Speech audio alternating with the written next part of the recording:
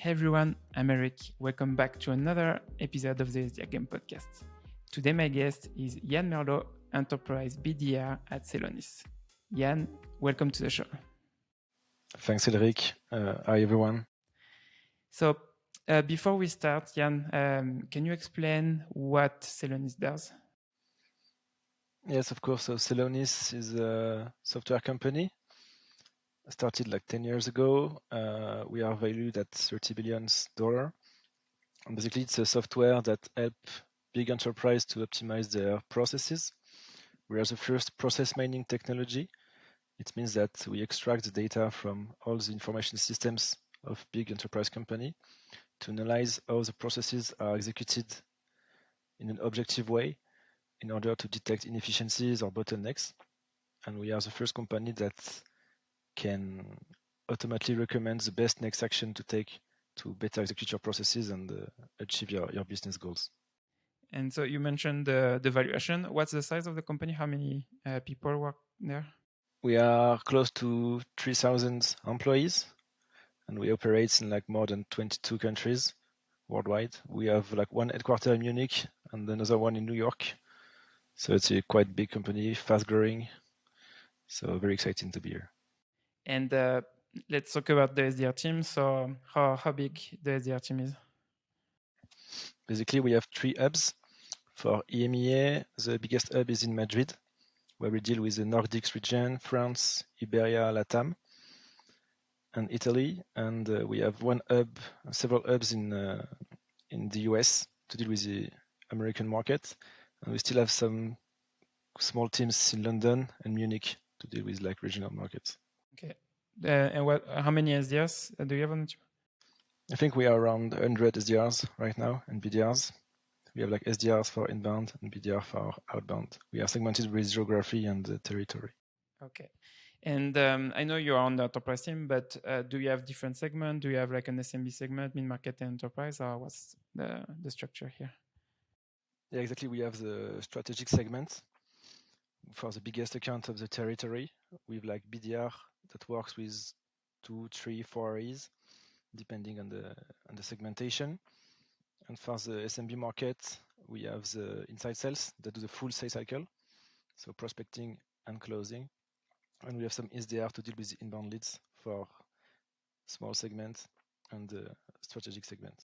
You are focusing on the enterprise segment, and also when we're on prep like this, you mentioned that specifically you have strategic accounts. So can you share more around what you're doing? Yes, of course. So in the French market, we are now 4 BDRs, and we are all assigned to 3 or 4 A's, depending on the industry. So on my behalf, I'm working for the manufacturing, pharmaceuticals, and CPG industry. I have 3 A's, 1 per industry, and I aim for like the strategic territory. So for companies with more than 12 billions of revenue. For Celonis, I'm not talking just about you, but the company. Can you sell to any industry, or are you focusing on specific industries? Yeah, actually, as far as there are like processes, strategic processes to optimize, we can work on this industry. So we work with insurance, banking, manufacturing, pharmaceutical, CPG, on supply chain procurement processes and financial processes. So there is not specific industries, but there are core industries where we are more successful. Yeah, but we aim for every industries and a lot of processes within these industries. What are the buyers personas that you are going after? So at Celonis, for the strategic segments, we are aiming for personas that understand the end-to-end processes. For example, for supply chain, we need someone that understands procurement, production, logistic. So we have to aim very high. That's what is interesting in Celonis, is that you aim for like very, very senior executive vice president of supply chain, chief operating officer, sometimes CEO, COO, CFO, chief procurement officer, and their direct reports. So VP supply chain, VP supply chain transformation. So we aim very high in the organization. What are your KPIs as an enterprise BDR? They can be daily or weekly KPIs. This year we have 2 focus, is to be like to aim very high in the organization. Yeah. and to bring good quality pipeline for the account executive. So for that, we are incentivized on the number of meetings we booked, of qualified meetings delivered per month, and as well of the pipeline generated. So it's translated with the number of opportunity that goes into stage 2. And we have also some incentive on the closing so that we follow up on the opportunity and we put the opportunities through the pipeline very fast. So that's the main 3 components of the KPIs that Celonis for. Okay. And now let's focus more on activities. Do you set a specific goal for you every day? So let's say how many prospects do you want to add to your pipeline, or how many calls you're making per day, or what else? Yeah, for me, my process regarding how I deal with my territory is I align with my A's on the core accounts we want to target. On these accounts, based on the initiative of this account that we know from the partner, from the annual reports, from the discussion we had, we say, okay, let's target this use case, this use case, this use case. Like on this account, we're gonna go for procurement or accounts payable, which is like accounting for suppliers. And based on this, I go on Sales Navigator to source my prospect, like Chief Procurement, Procurement Excellence Director, Head of Shared Services, Head of AP, and then I run cadences. AP is accounts payable. It's like accounting for your suppliers. It is a process that making sorts from you receive the invoice and you pay the supplier. So it's one of our core processes that we optimize. And basically, yes, I am like, okay, this account, this use case, these are the personas. I put them in a cadence and I execute. And just to talk about, so every week I align with my AE to execute on the code. To talk about use cases, Justo. Yeah. You mentioned use cases, so I know you have a lot of use cases. So you mentioned that you are using partners or information you can find online. So how many use cases can you go after, for example? Our core processes are procure to pay, which is the processes from you ask for purchase requisition. It means like someone in your company wants to buy something. Then the whole process from someone asked to buy something until you pay the invoice of the good you received. Yeah. So it's the end-to-end procure to pay. That's one of our core use cases because there is a lot of purchase requests, a lot of invoice. So there is a large volume of data to analyze to find inefficiencies and generate economies of scales. And there is on the other part, order to cash, which is from the client ordering something until your client pays your company for the goods you received. So because that's a processes where you can generate cash very fast. So the return on investment is very fast and it's good quick wins for Celonis. And as well, we are very useful in the system migration. When you move, for example, from SAP to SAP Cloud, you have to map your as-is processes and to monitor the convergence of your processes to the new process in the new solution. So that's our main use cases for Celonis. Do you have any morning rituals? What do you do during the first 60 minutes of your day? Yes, I think I arrive in the office around 9 a.m., 9:30. Often we have the BDR huddle when we talk about some enablements, the campaigns going on for us, some tips, tricks, and like we talk about everything with the whole team for the first 30 minutes. And then execute my cadences straight. If I don't have my A alignment, that happens on Monday usually. But on like every other day, I go for my cadences and I execute the steps like calling, emailing, LinkedIn, following up. Yeah, that's what I do for the first hour. Like BDR huddle, executing my cadences. When you say AE alignment, you mean a one-on-one with one of your A, for example? Yeah, exactly. Yeah. On the Monday, I try to speak to all my AEs to say, okay, last week, I talked to this guy, this is what I know. This week, I propose you that we aim for these use cases in these accounts. What do you think? And then I do the sourcing and I execute that. Like every week, I execute on 2 or 3, depending on the amount of contacts I have in the cadences. And so let's talk about your days. So you said the first hour, for example, for you have your BDR hurdle, then you start prospecting. So do you block time on your calendar for your cadences, or how do you? What's your process with that? Yeah, usually what I do is like I try to plan my prospecting in advance. Okay. It means like to know that okay, Tuesday morning from 10 to 11, I will call my 20 prospect for the use case procurement in this account. Okay. And then I block calendar like 1 hour cold calls, and then I give some time for follow-up emails, and then at the end of the day, I take some time for all my admin of the day, so that when I'm in the flow, I don't stop, and I do everything at the end. But yeah, I block time for okay, this use case, this account, and When you say you block time in advance, do you do that on Mondays, or how do you do that? I try to do it on Monday after my alignment with my AEs. Okay. But it happens that sometimes like a news appears. Like for example, one of my accounts has an announcement about like a strategic initiative regarding supply chain optimization. So I say, okay, this is urgent. Let's go for supply chain at this account, and I try to organize by priority on which account to target. What do you do at the end of your day? Do you review your day to see how it went, or so what do you do? At the end of the day, I do my admin, and I try to plan the day after.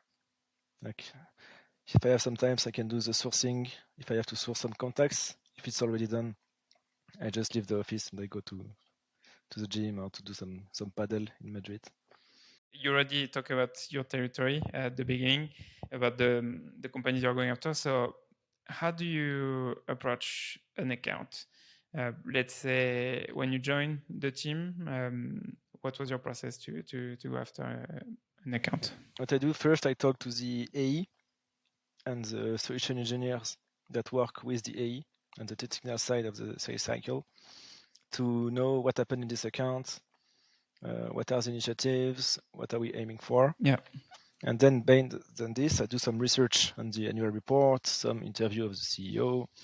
I read like the financial reports, press release, to find triggers of what are the priorities of this account. When I have this, I say, okay, we have to target these people.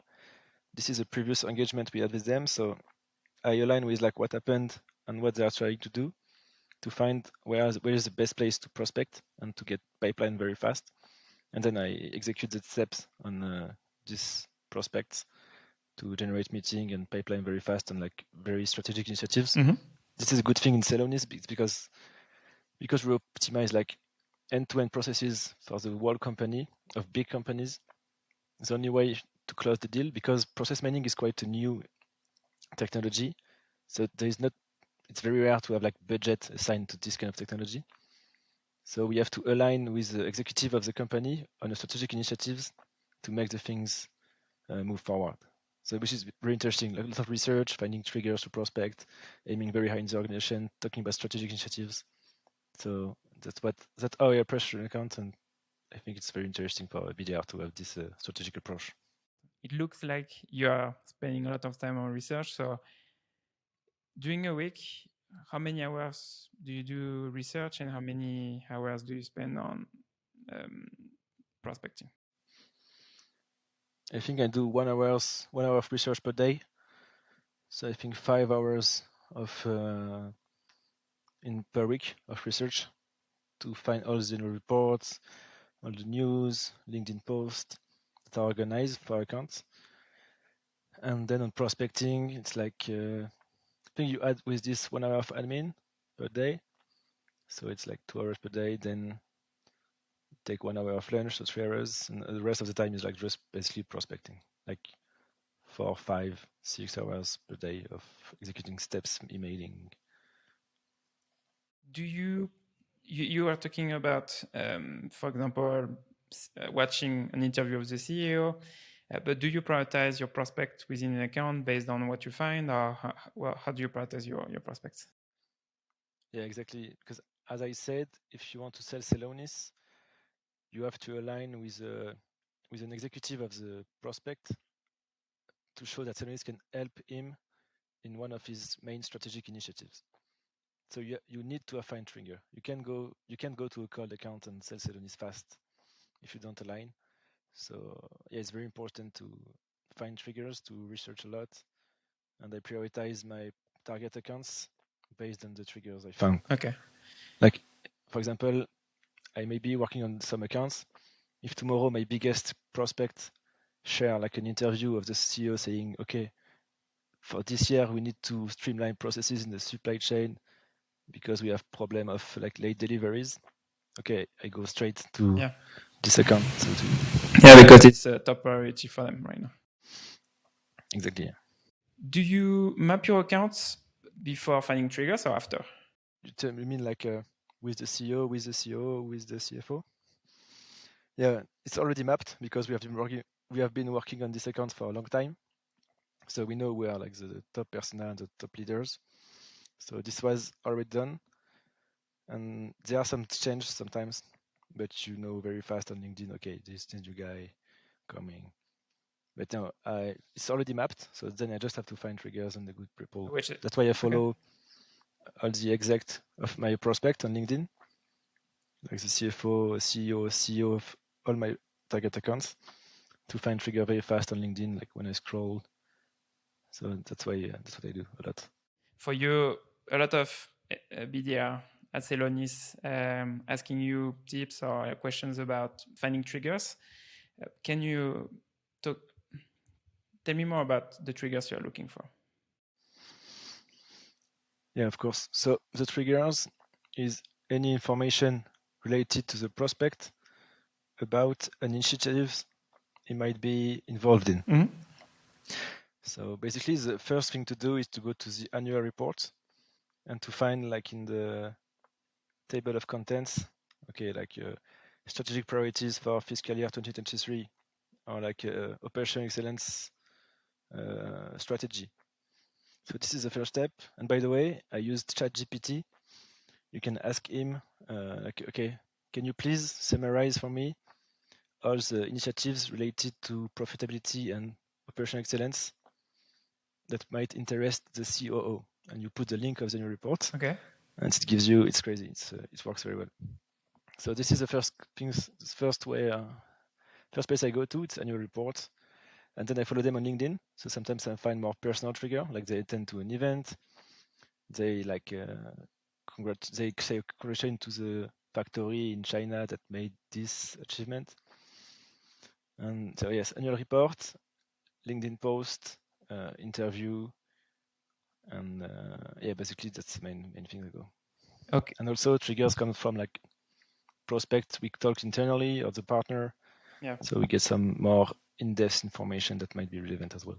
And something I think you are doing also, I don't know if it's on purpose, but you're going to let me know here, but you go first on the annual report because what you mentioned at the beginning is you are looking to know what's their strategy or top priority for the year. And so going to the annual report, it gives you this information because like you mentioned, it's if you don't have this, you can't go after a C-level or a VP because generally they will care a lot about this. So here, the first step you're doing is not just looking for an interview of the CEO. No, it's that the business right now they are focusing on something specifically about where Celonis can help. So I think that's super good about that. So exactly. And as well, maybe if I can add something, sometimes you go to the earning calls of the company. That's like the press conference where the CEO and CFO talk about the review, like the annual report, to explain in more depth what happened. And you have access to the transcript of this on Seeking Alpha, for example, which is a website. And at the end, you have the Q&A with the analyst of like Morgan Stanley, JP Morgan.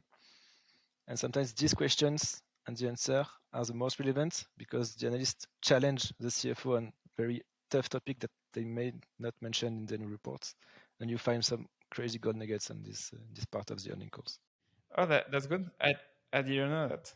That's super interesting because I was when I'm reading earning call, actually I'm just reading the first parts, not the Q&A section. Yeah, you should try. It's very, very nice. And do you use ChatGPT also for the earning calls or? Yeah. No, I try for everything. I'm very new on this topic, so I try everything. It works quite good, but I'm sure I can do better. Which is super interesting because right now, actually, on my own also, I'm trying ChatGPT to see how I can use that. So for now, I'm not sharing anything yet because it's still too early to say if it's working or not. But I think for you, what you mentioned, the annual report, I think it's pretty interesting to use that because generally annual reports, they are between 100 and 200 pages. So it's obviously you want to find nuggets or stuff that you can use, but if you can have like a sum up to find quicker the information, I think it's super smart. And you can even say like, okay, Celonis does this, help on these topics. Please find in the reports any initiatives that Celonis can help, and draft me an email that I will send to the CFO explaining what we do. No, you can be super specific. I think if you get some knowledge and skills about it, it's very good. And I see the team of from Lemlist, maybe you know them. They already built some API with ChatGPT for prospecting, which is like, I'm very excited to see where it goes. You mentioned the email, if you can write emails with ChatGPT. Did you try already, or what do? Yeah, I tried, but the emails of ChatGPT are like very formal. Hi, I hope this email finds you well, and like all these things that with executive you have to go straight to the point, very personalized. So it's good to have an idea, but I prefer to write them myself. Same for now. That's I didn't find like a good way to use them, but for example, I'm prospecting video games companies in California actually. So for example, Riot Games or Blizzard, Activision Blizzard, for example, and with ChatGPT, I can ask to say, hey, can you send an email to the head of data at this, if I Riot Games, for example, and how we can help them, but also make references to the video game, League of Legends, for example. And it's pretty good to give like a comparison of what you do with the video game, and it's really good on that. So obviously the email is not perfect, but I'm working on this right now. Base to edit. Yeah, exactly. Also, you can say, okay, ChatGPT, hello, this is examples of good emails that you wrote personally. Can you please follow this template, but with this information? And it will be much better than if you just ask, okay, send me an email.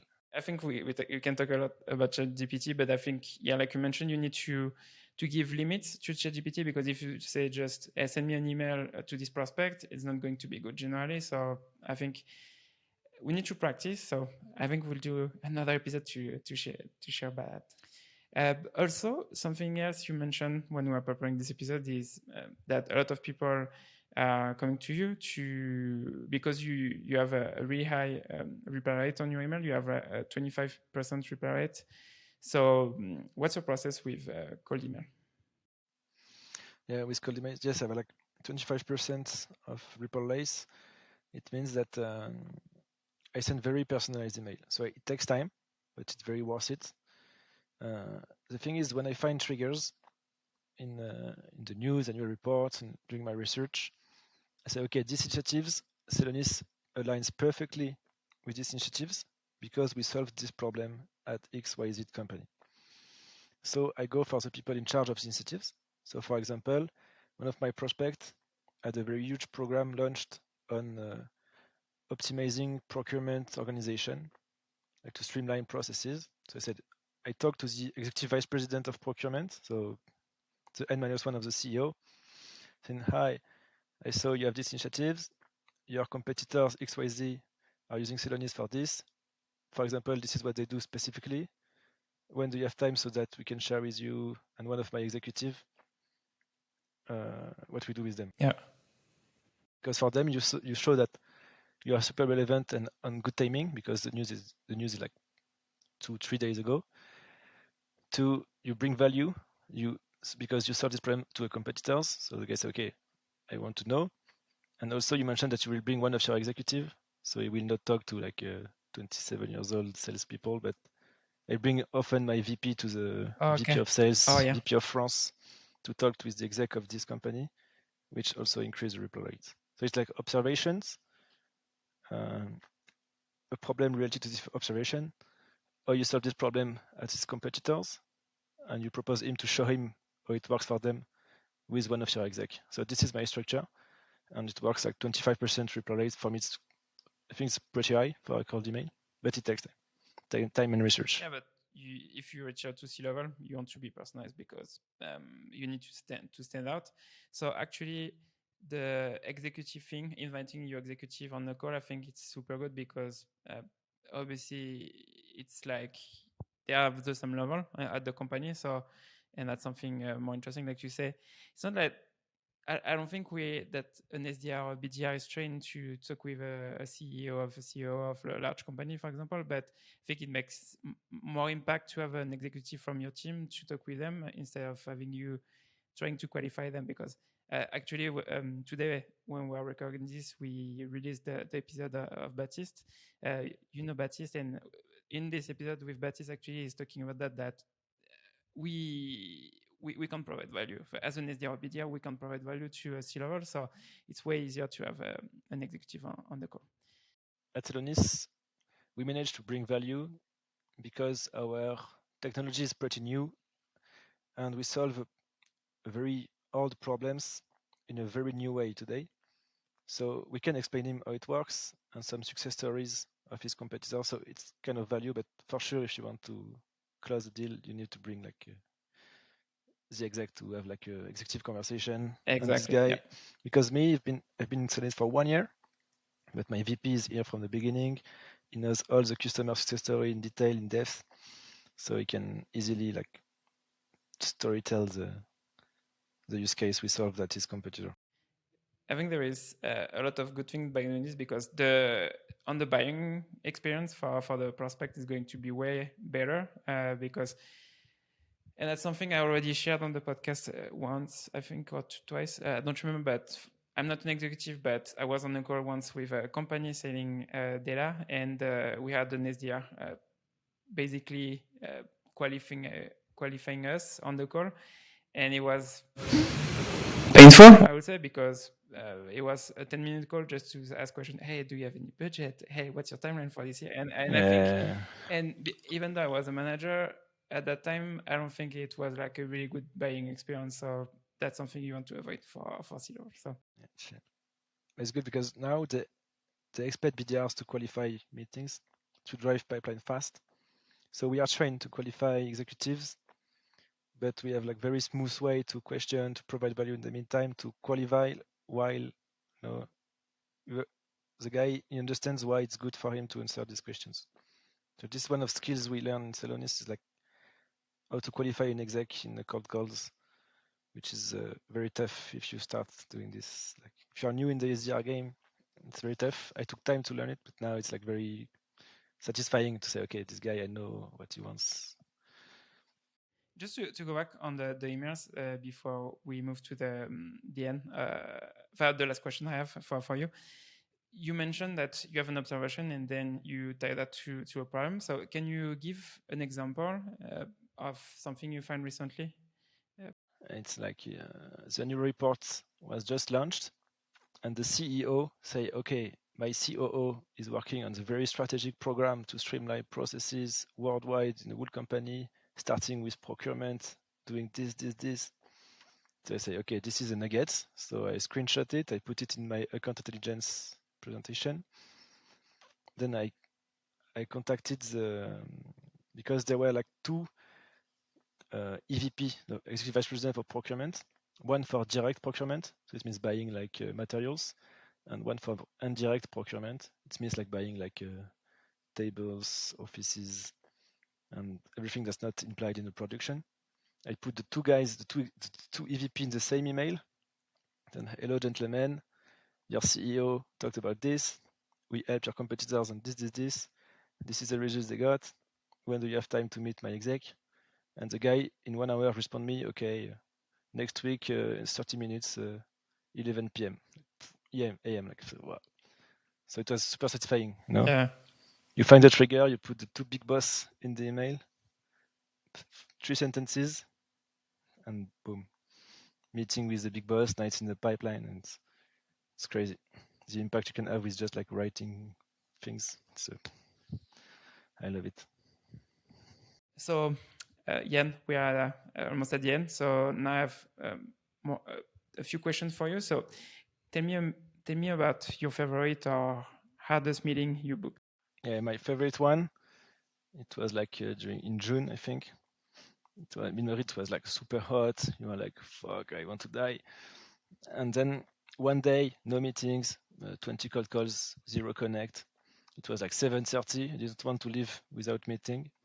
So okay, fuck off. I will call the CEO of a $22 billion company worldwide, like so one of my biggest accounts. Okay, I could call at 7:30 p.m., so very late. And I say hello, and then I say try to speech. Say I can't hear you, I can't hear you.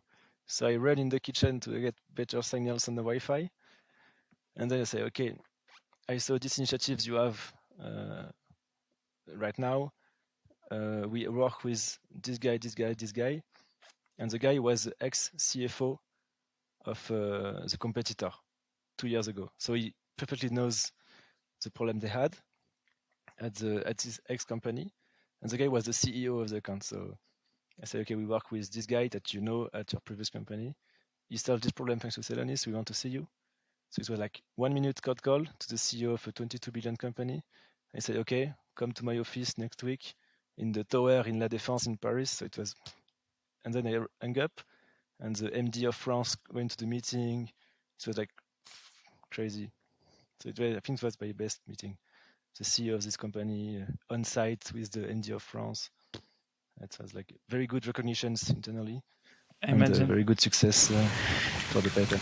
I imagine. Wow, that's great. And also something here, what you did on the call, I think you are following the same structure, what you are doing with your customers. So you're showing them that you've done research because, like you said, it was a 1 minute call and you are straight to the point and showing them that you know this business. So yeah, that's the point. Say cold call is like, hi, I saw you have this problem. We solved it at your competitors. I want to show you when I will want to be calling you out of the blue, and I booked. So straight to the point. yep. What's your favorite resource to grow as an SDR? Talking with my peers, of course, because some people are here from before me. I talk to AE, that way BDRs. Okay, what works in for Celonis and this territory. And then I have LinkedIn. I follow a lot of like sales influencers, like 30 Minutes to President Club, Kyle Coleman, Josh Brown, the most hated sales trainer, and all these influencers that I'm sure you know. They provide tips daily that I can try and A/B test for my prospecting in my territory. So that's my two main ways to improve my skills. Do you have a favorite tool on your tech stack? Of course, Salesforce, our CRM, because that's where the money lies. You know? It's all about like OP, flipping, delivered meetings, making like, so yeah, Salesforce is where everything happens. And now I'm quite agile with it. So I can bring easily like reports, export contacts, bring them into Salesloft. So if it's Salesforce and Salesloft, of course, to execute my cadence, it's very convenient. And that's I spend my life in like Salesloft and Sales Navigator as well to find my triggers. So, yeah. That's basically it. I'm surprised about you saying Salesforce actually because I don't know a lot of people saying Salesforce is their favorite tool because it's knowing that I've used it for the past 4 or 5 years. It's really good for information, but it's a pain to use on a daily basis. Yeah. Actually, I just use it for information and logging my activity. So for me, it's good because when I log an opportunity in Salesforce, say, okay, this is good for the target, good for the money. That's what I like being on Salesforce. Yeah, because it's a good moment for you. Yeah, exactly. It's like it means that you achieved, you booked someone. So it's like. What advice would you give to a smart and driven new enterprise SDR, and what advice should they ignore? Learn how to engage executives, how to find what they care about now, no, not in general. What this guy in this account care about now, and how to text a very good and short message to say, okay, I understood you have this problem. We can help you. This is a proof, and to book him. This is the skills that since I do this, my targets went very high. And yeah, this is the best advice: how to engage executives in cold emails and cold calls, on how to align with strategic initiatives. And the advice they shouldn't follow. Yeah, the advice is like, okay, you have a lot of tips from your peers, from your manager, from LinkedIn influencers. But the thing is, don't start to try to apply tips if you don't clearly understand the problem you solve and who is in charge of solving this in the company. First, do this, and then you will learn the tricks to how to messaging, to cold call. But if you don't understand how your product can help this guy you contact, you are fucked anyway. So my advice, like, okay, start doing this and be sure of this. And once you are sure of this, then try to apply some tips to increase your reply rate or your booking rate on cold calls. Yeah, and I think trainings should be focused on the problem the product solve, and instead of just cold calling or cold emailing, because like you mentioned, you will have more better conversation if you know that first before knowing what's the latest tip on cold calling, for example. For me, the best BDR onboarding would be like, okay, we are Celonis. We are solving this problem for these guys. This is how the problems exist. Why? What are the current solutions? What are the current way to solve this problem? And how Celonis can do it better with these capabilities. Then you go into the product. And this is how we communicate this to this guy. And then talk about tactics. And it's like buyer persona, problems, product, and then sales tactics. For me, this is the way to onboard the BDR. Well, Yann, it was a really good conversation to talk about how to prospect strategic accounts. Before we end the episode, do you want to add anything for the audience? No, thanks a lot, Ulrich. It's very good for me to have this kind of content, because we have a lot of like sales influencer for like AE closing, but it's good to have someone like focus on the BDR and SDR challenges. So yeah, very interesting as well, and keep going. And of course, if you want to have some conversation on more in-depth on prospecting strategic accounts, feel free to connect on LinkedIn. I will be more happy to discuss with everyone that had some things to teach me. Yann, it was nice to see you. Thank you so much for being on the show, and for everyone listening, I see you on the next episode.